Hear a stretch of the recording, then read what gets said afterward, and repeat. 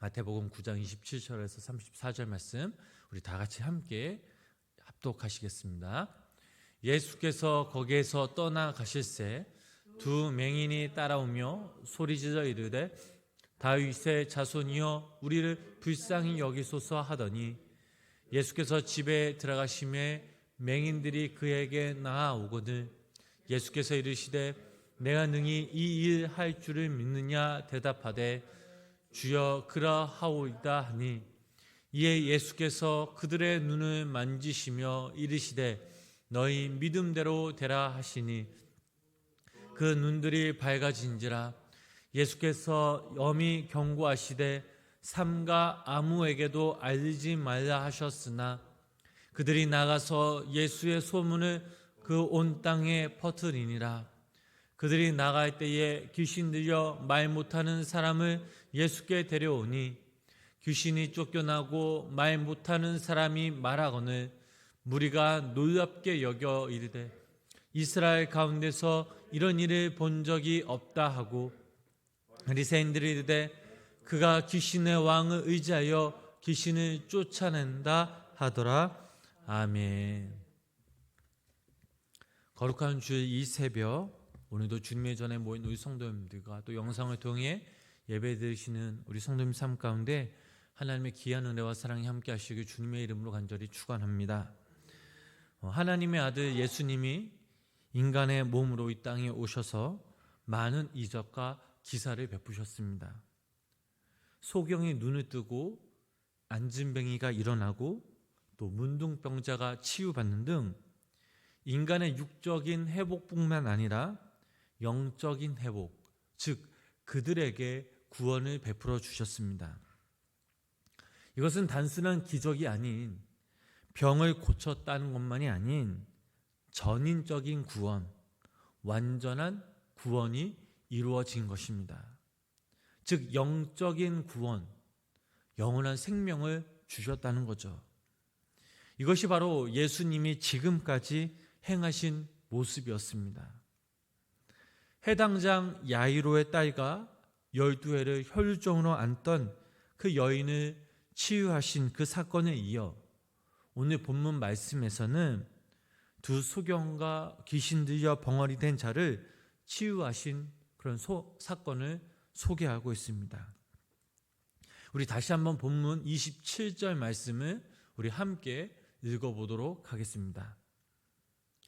예수께서 거기에서 떠나가실새 두 맹인이 따라오며 소리지르 이르되 다윗의 자손이여 우리를 불쌍히 여기소서 하더니 아멘.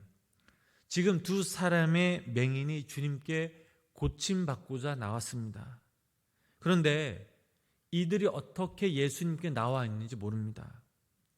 그러나 분명 이들은 예수님에 대한 소문을 들었을 것입니다. 그들 스스로 생각하길 나처럼 천하고 저주받은 사람이 과연 예수님을 만날 수 있을까 생각하며 또한 한편으로는 예수님을 만날 수 있다는 그런 기대감도 있겠지만 다른 한편으로는 또한 겁도 났을 것입니다. 그러던 차에 정말로 예수님이 지나가신다는 그 소문을 듣고 그들은 무작정 예수님을 붙잡은 것입니다. 그들은 보이지 않는 예수님을 향해 다윗의 자손이여 우리를 불쌍히 여기소서 목이 터져라 소리를 질렀습니다. 어쩌면 지금 이들은 남들의 눈치와는 별개로 어쩌면 이번이 예수님을 만날 수 있는 마지막 기회였기 때문에 아마 그들이 정말 목이 터져라 예수님을 부렸을 것입니다. 중요한 것은 정말 예수님과의 만남이었습니다.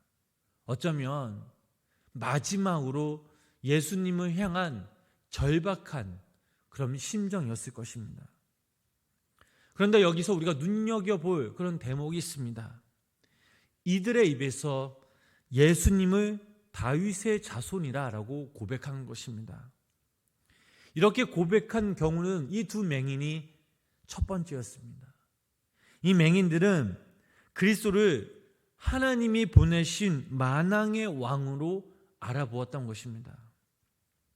왜냐하면 선지자들이 예언하기를 메시아는 반드시 다윗의 그 왕족의 후손 중에서 나올 것이며 다윗 왕조의 고향 베들레헴에서 나실 것이라는 그런 사실을 강조했기 때문입니다. 그러므로 다윗의 자손이란 말은 유대인들에게 곧 메시아를 가리키는 신앙 고백이었습니다. 우리는 수많은 백성 중 맹인들이 예수님의 진면목을 알아보았다는 그런 사실에 우리는 깊은 깨달음 또한 도전을 받아야 됩니다. 당시 구약 성경에 능통한 율법학자들과 서기관들이 많이 있었으나 예수님의 그저 선지자나 납비 정도만 알고 대했습니다. 또한 백성들은 자신들의 병과 굶주림을 해소시켜줄 세속적 메시아로 예수님을 대했습니다. 또한 그러기에 종교 지도자들은 예수님을 신성 모독자로 오해하고 십자가에 못 박히게 하였고 이스라엘 백성들은 표적에만 관심을 두고 그저 그 말씀에 불순종한 그런 결과를 초래하였던 것입니다. 계속해서 본문 28절 말씀 우리 함께 읽어보도록 하겠습니다. 예수께서 집에 들어가심에 맹인들이 그에게 나아오거늘 예수께서 이르시되 내가 능히 대답하여 주여 그라하오이다 하니 예수님은 뒤에서 쫓아오는 그들을 보고 집으로 들어가셨습니다.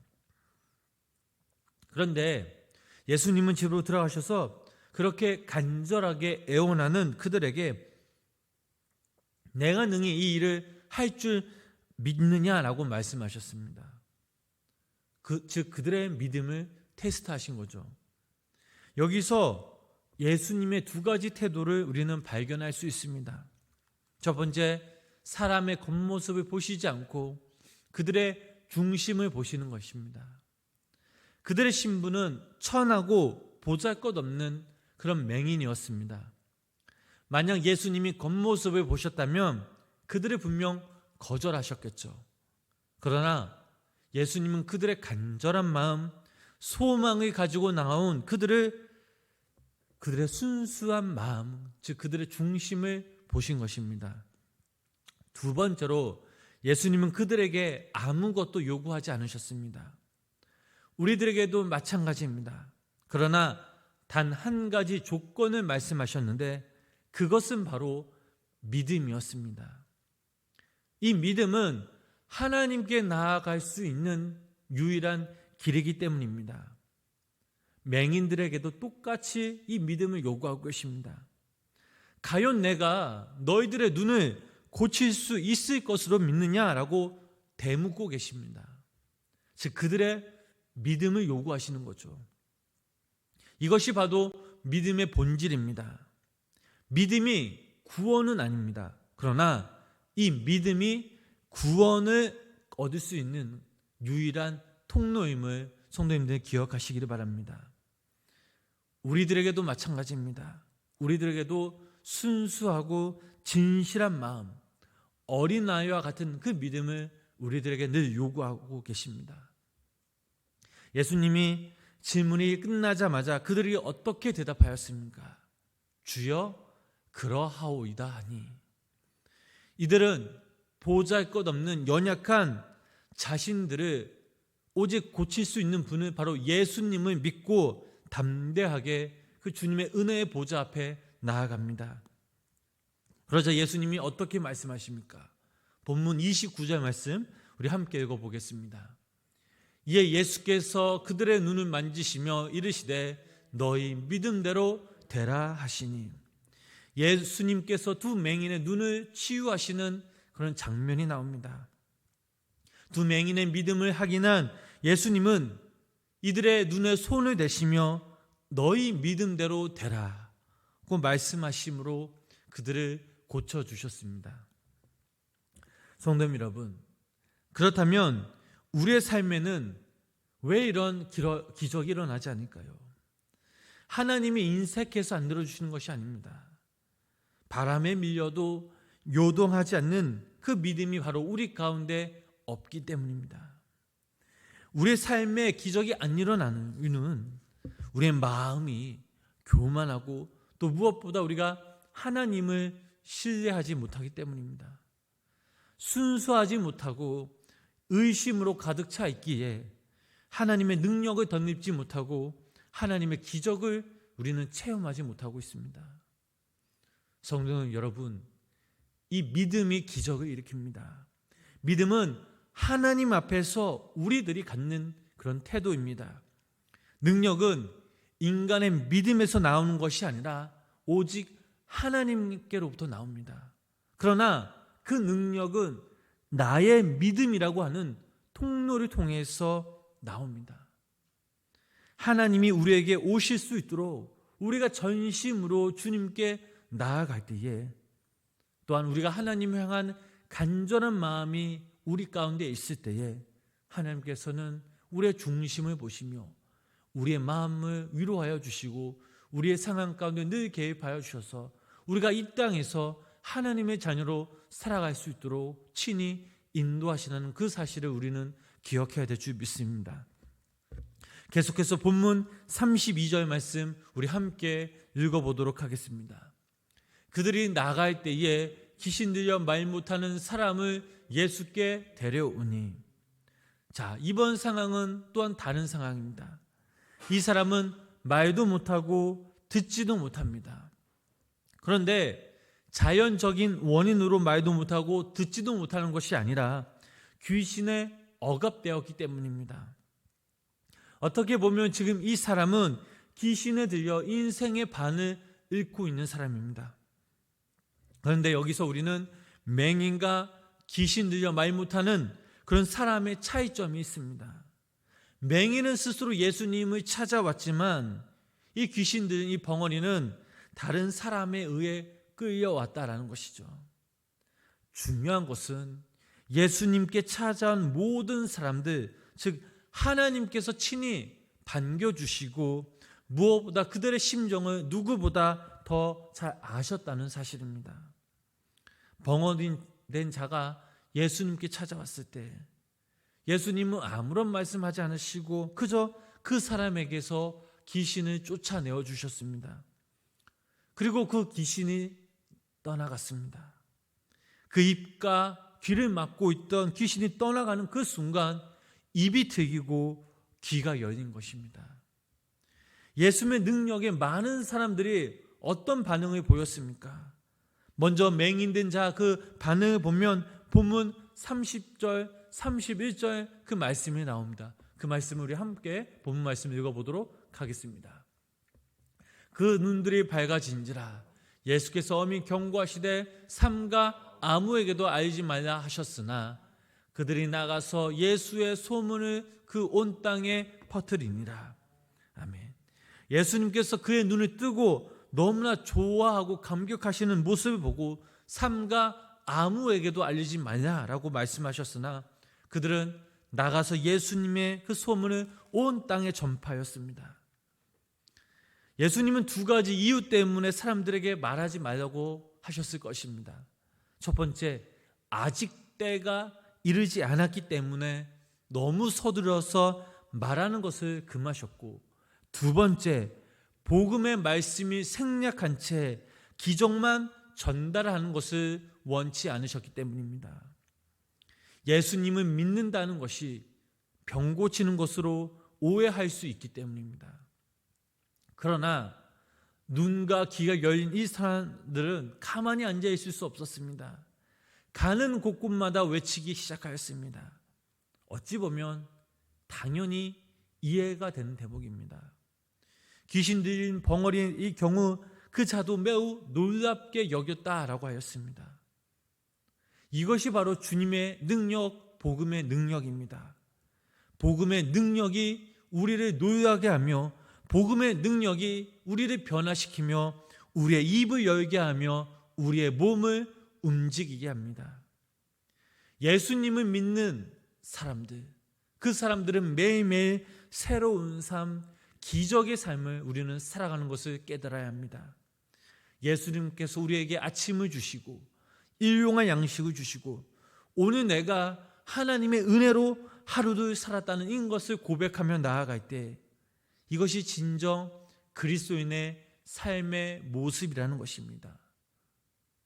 죽은 자가 살아나는 것도 기적이지만 살아 숨쉬는 것조차 기적이며 또한 우리가 하나님의 은혜 가운데 머무는 이 삶이 정말 더욱더 귀하고 은혜의 또 기적의 삶이라는 것입니다.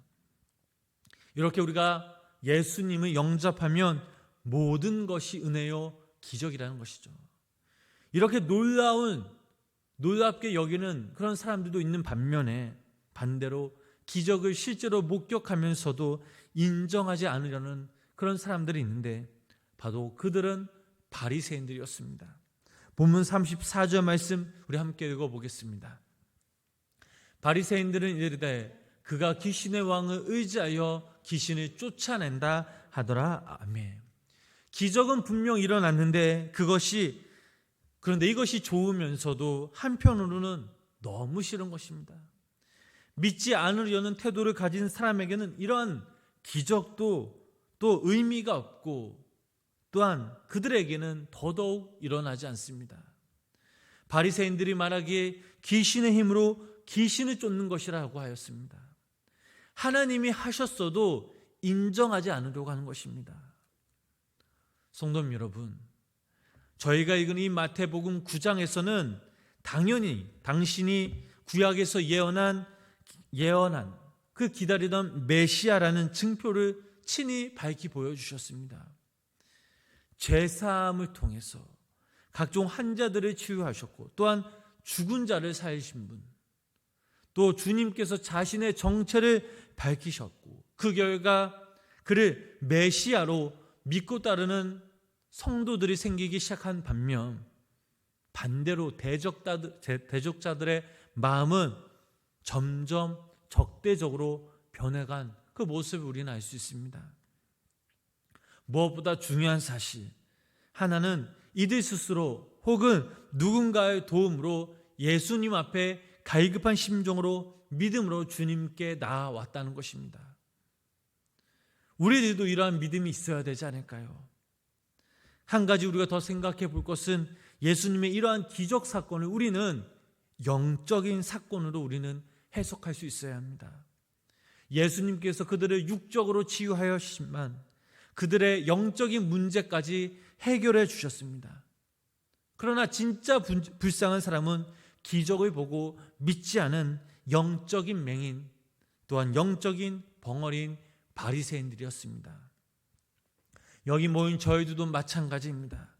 예수님을 구주로 영접하고 난 뒤 눈을 떠서 새 하늘과 새 땅을 볼 때 들을 귀가 열려 하늘의 음성을 듣고 예수님의 그 복음 또 예수님의 그 사랑을 선포할 때 비로소 우리가 하나님의 목적을 이룰 수 있는 충성된 자녀가 될 수 있음을 우리는 기억해야 될 줄 믿습니다. 믿음이 기적을 일으키며 영과 육이 치유되는 것을 볼 때에 우리를 또한 하나님을 매 순간 믿음으로 더 굳게 믿음으로 하나님의 자녀로서 이 땅에서 하나님의 자녀답게 하나님께서 우리를 부르신 그 사명에 충성된 일꾼으로 살아가시는 귀한 믿음의 성도님들 되시길 주님의 이름으로 간절히 축원합니다. 기도하겠습니다.